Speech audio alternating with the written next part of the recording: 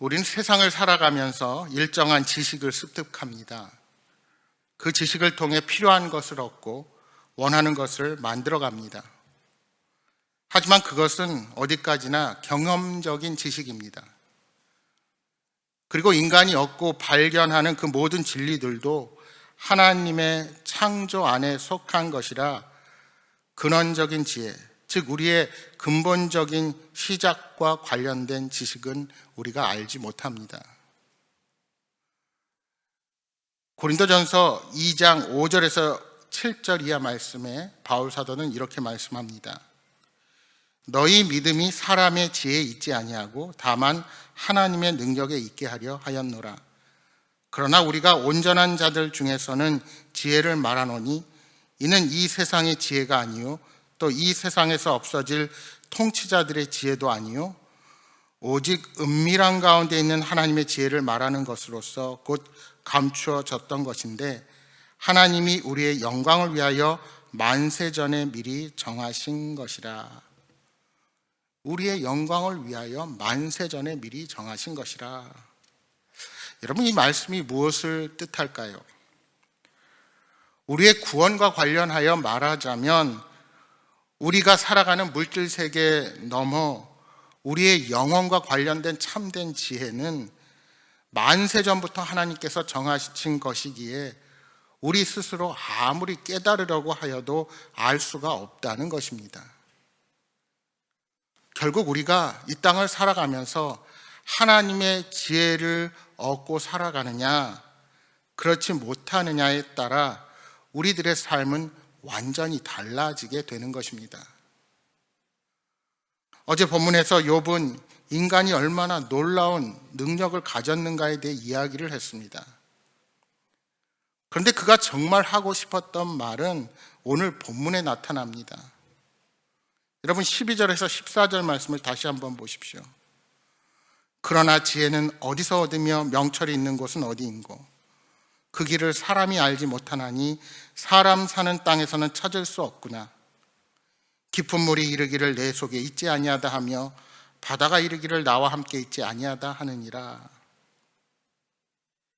인간은 금광을 개발하고 엄청난 보석을 찾아낸 능력이 있지만 그런 위대한 인간이 정작 지혜와 명철을 발견할 수가 없다는 것입니다. 욥은 이 땅에서도 깊은 바다에서도 지혜를 얻지 못한다고 말하고 있습니다. 즉 인간이 살아가는 세계를 마음대로 좌지우지할지라도 그 안에서 참된 지혜를 얻을 수 없다는 것입니다. 욥은 순금이나 은으로 지혜를 살 수 없다고 말하며 오빌의 금으로도 청옥수나 남보석 등 쉽게 구경조차 할 수 없는 보석으로도 지혜를 살 수 없다 말합니다. 이어서 열거되는 황금, 수정, 정금, 장식품, 진주, 벽옥, 산호, 황옥 등의 보석의 이름은 지혜가 얼마나 값비싼 것인지를 우리에게 알려주고 있습니다. 여러분, 엘리바스, 빌닷, 소발 세 사람으로 대표되는 이 땅의 지혜자들은 다른 사람들에게는 찬사를 받을지 모르지만 하나님 보시기에는 그 모두가 다 연약한 인간의 지혜 없는 자에 불과합니다. 그들의 주장을 살펴보면 욥이 말하는 참된 지혜를 가지고 있지 못했습니다. 그렇게 그들은 아무리 많은 주장을 폈지만 고난당하는 욥을 위로하지 못했고 인생의 문제가 어디에 있는지도 밝히지 못했습니다. 여러분, 지금 우리가 살아가는 세상이 그렇지 않습니까? 얼마나 과학기술이 발달했습니까? 지금 우리는 온 세계의 지식과 정보가 빛의 속도로 이동하고 그렇게 모든 것들을 지구상에 있는 모든 사람들이 쉽게 습득하는 때가 되었지만 정작 우리에게 필요한 지혜, 삶의 근원적인 지식은 이 세상에서 쉽게 얻을 수 없다는 사실입니다.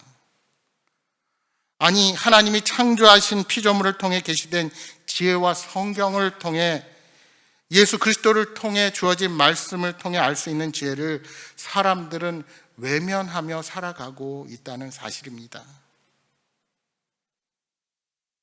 20절의 말씀을 통해 질문합니다. 그런즉 지혜는 어디서 오며 명철이 머무는 곳은 어디인고? 이 질문을 통해 욥은 지혜와 명철의 근원지를 밝히려는 것입니다. 욥은 모든 생물, 특히 먼 곳까지 볼 수 있는 하늘의 새들도 지혜와 명철의 근원지를 볼 수 없고, 이 세상의 모든 사람들에게 찾아오는 멸망과 사망마저도 지혜가 있는 사실을 귀로 들었을 뿐 어디서 오는지 알지 못한다고 말합니다. 그렇습니다. 지혜의 근원지는 하나님 외에 찾을 수 없으며 생각할 수도 없습니다.